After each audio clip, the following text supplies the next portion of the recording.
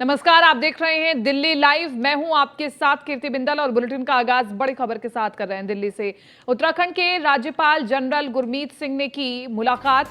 प्रधानमंत्री नरेंद्र मोदी से जनरल गुरमीत सिंह ने मुलाकात की है। दोनों के बीच शिष्टाचार भेंट हुई है।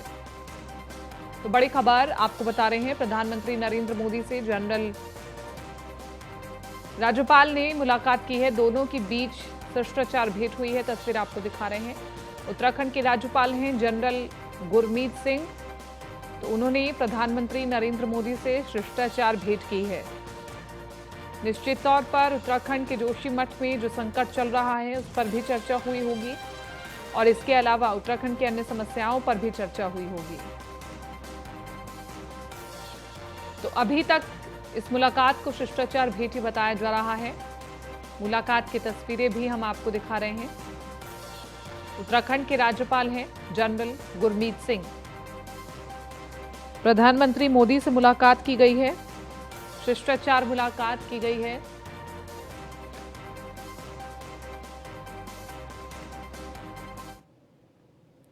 राजधानी दिल्ली से एक बड़ी खबर सामने आ रही है। इंदिरा गांधी इंडोर स्टेडियम के पास सड़क हादसे में 4 स्कूल बसें आपस में टकरा गई। टक्कर इतनी जबरदस्त थी कि बसें बुरी तरह से क्षतिग्रस्त हो गई। बसों के आपस में टकराने के बाद वहां अफरा तफरी मच गई और इस दौरान बच्चों को आपातकालीन खिड़की से बसों से बाहर निकलना पड़ा।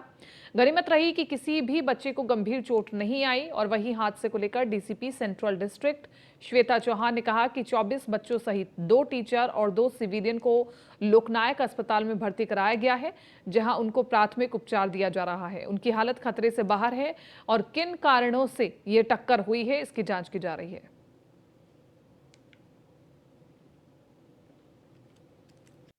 ये जो एक्सीडेंट हुआ है इसमें स्कूल की कई बसों के आपस में टक्कर हुई है और इसमें टोटल 28 लोग जो हैं अभी यहाँ पे फर्स्ट एड के लिए हॉस्पिटल में आए हैं, first aid and emergency care के लिए। इसमें 24 तो बच्चे हैं, स्टूडेंट्स हैं, 2 लोग सिविलियंस हैं और 2 टीचर्स हैं। तो टोटल अभी तक 28 लोगों की हमें जानकारी मिली है। अगर कोई और भी आता है तो आपको उसमें अपडेट करेंगे। अभी उनकी स्थिति कैसी है, क्या खतरे से? अभी सभी लोग स्टेबल हैं, खतरे से बाहर हैं, उन्हें जो है प्राथमिक उपचार दिया जा रहा है। जो गाड़ी जिनसे एक्सीडेंट हुआ, क्या उनके अभी उनकी तलाश कर ली गई? क्या वजह क्या रही है एक्सीडेंट की? अभी गाड़ी का भी बताना मुश्किल है, अभी उनका इंस्पेक्शन किया जाएगा गाड़ियों का। दिल्ली के रोहिणी में आशा वर्करों ने बेटी बचाओ बेटी पढ़ाओ को लेकर के जागरूकता रैली निकाली और रोहिणी सेक्टर 4 और विजय विहार की विभिन्न चौक चौराहों से होती हुई गुजरी ये रैली के माध्यम से लिंग अनुपात को लेकर समाज को जागरूक करने का प्रयास किया गया। डॉक्टर ने रैली के माध्यम से बेटा बेटी एक समान का नारा दिया। गौरतलब है कि समय समय पर सरकार और कई सामाजिक संस्थाओं द्वारा भी लिंग अनुपात को लेकर के जागरूकता अभियान चलाया जाता है। इस मुहिम में पॉलीक्लिनिक के आशा वर्करों ने महत्वपूर्ण भूमिका निभाते हुए ये जागरूकता रैली निकाली है। लिहाजा देखना लाजमी होगा कि इस जागरूकता रैली का समाज पर कितना असर पड़ता है। 24 जनवरी हमारा हर साल बेटी दिवस के नाम से हम लोग मनाते हैं।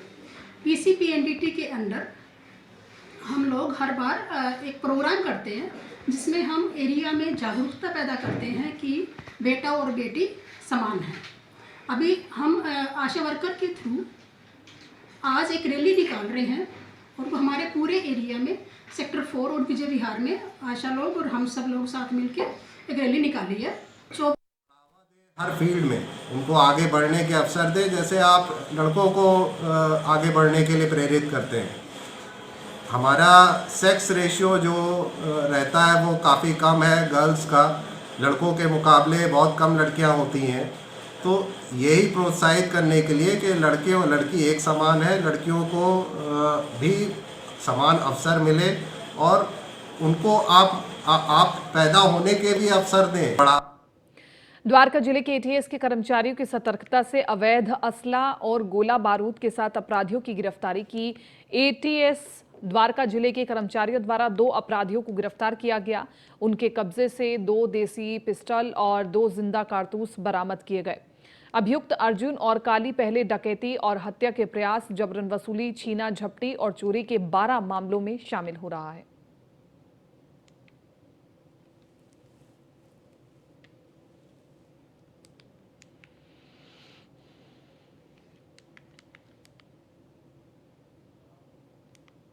थाना नजफगढ़ के कर्मचारियों द्वारा चोरी की संपत्ति के प्राप्तकर्ता सहित एक स्नैचर को गिरफ्तार किया गया है। उनके कब्जे से एक लूटा गया मोबाइल फोन और एक चोरी की स्कूटी बरामद की गई है।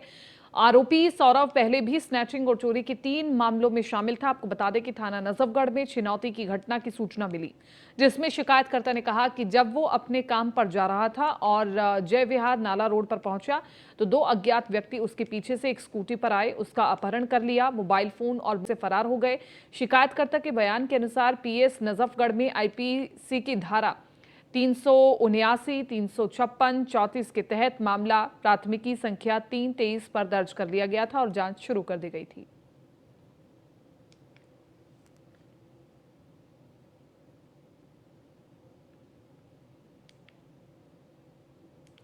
पंजाब के मुख्यमंत्री भगवंत मान के दिशा निर्देशों पर खनन विभाग ने राज्य के लोगों को पब्लिक माइनिंग साइट्स की सुविधा देने के लिए तैयारी कर ली है, जिससे यह सुनिश्चित किया जा सके कि आम लोगों को रेत और बजरी वाजिब दरों पर अपेक्षित मात्रा में मिल सके। इस फैसले को मुख्यमंत्री भगवंत मान के नेतृत्व वाली राज्य सरकार की ऐतिहासिक और अहम पहल करार देते हुए खनन और भू विज्ञान मंत्री गुरमीत सिंह मीत हेयर ने कहा कि ये साइटें रेत की कीमतों को बढ़ाने के लिए किसी भी कदाचार की जांच करने में मदद करेंगी और सही मायने में पसंद की आज़ादी देंगी। आम आदमी अपनी पसंद के स्रोत से और अपनी पसंद की कीमत पर रेत खरीद सके। मंत्री ने कहा कि मुख्यमंत्री जल्द ही राज्य के विभिन्न जिलों में ऐसे सभी स्थलों के विवरण की घोषणा करेंगे। उन्होंने कहा कि पहले सार्वजनिक खनन स्थल का उद्घाटन जल्द ही किया जाएगा। उन्होंने कहा कि खनन विभाग मुख्यमंत्री भगवंत मान की तरफ से राज्य के लोगों को सस्ती और सुगम रेत उपलब्ध कराने के वादे को पूरा करने में कोई कसर नहीं छोड़ेगा।